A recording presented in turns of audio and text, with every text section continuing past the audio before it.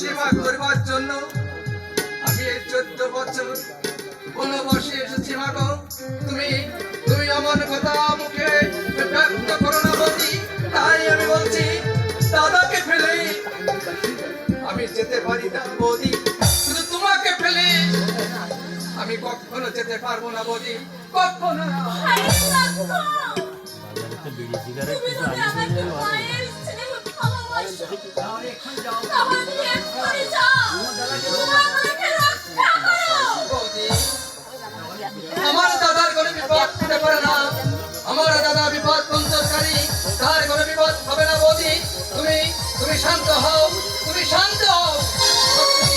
সত্যি যদি সেই সোনার হরিণ হয়ে থাকে, আমার দাদা তোমার জন্য হরিণ নিয়ে এক্ষুনি ফিরে আসবে। তাহলে তো যাবে না। দাদার আদর সম্মান না করে আমি তোমাকে এই বনমাঝে একা ফেলে আমি কখনো যাব না বৌদি, কখনো না। তাহলে আমি এই বলবো, বৌদি, আমার বিবাহ হয়ে আমাকে ছেড়ে তোমার দাদাকে উদ্ধার করতে যাবে না। ও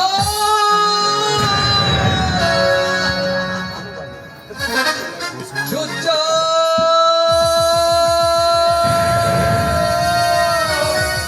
কেন তুমি নিভে যাচ্ছ না? এই আকাশ বাতাস কেন তোমরা নীরবে আছো? তোমরা একবার বলে দাও, এই লক্ষণ তার মাকে ফেলে কেমন করি বনমাঝে থেকে চলে যাবে ভগবান। জগৎ জননী মা মাগো, তুমি তুমি ওই বাক্য ফিরে আসো, তুমি ওই বাক্যর মুখে উচ্চারণ করো না মা।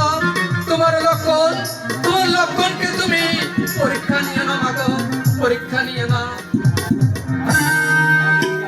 তুমি তুমি যখন আমার কথা বিশ্বাস করছো না মা, এই লক্ষণের দিকে কোনদিন তার দাদা আদেশ অমান্য করেনি, আজ সর্বপ্রথম তার দাদার আদেশ অমান্য করে তোমাকে একা রেখে তার দাদাকে উদ্ধার করতে আমি যাচ্ছি মাগো।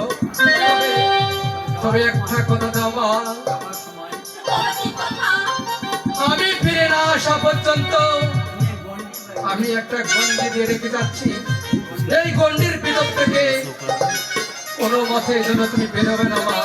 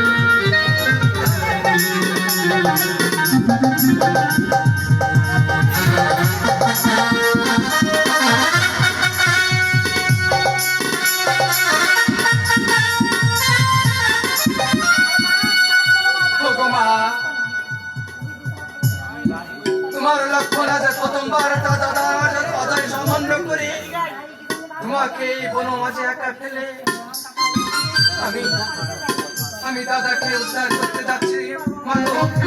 তবে এই বনর মাঝে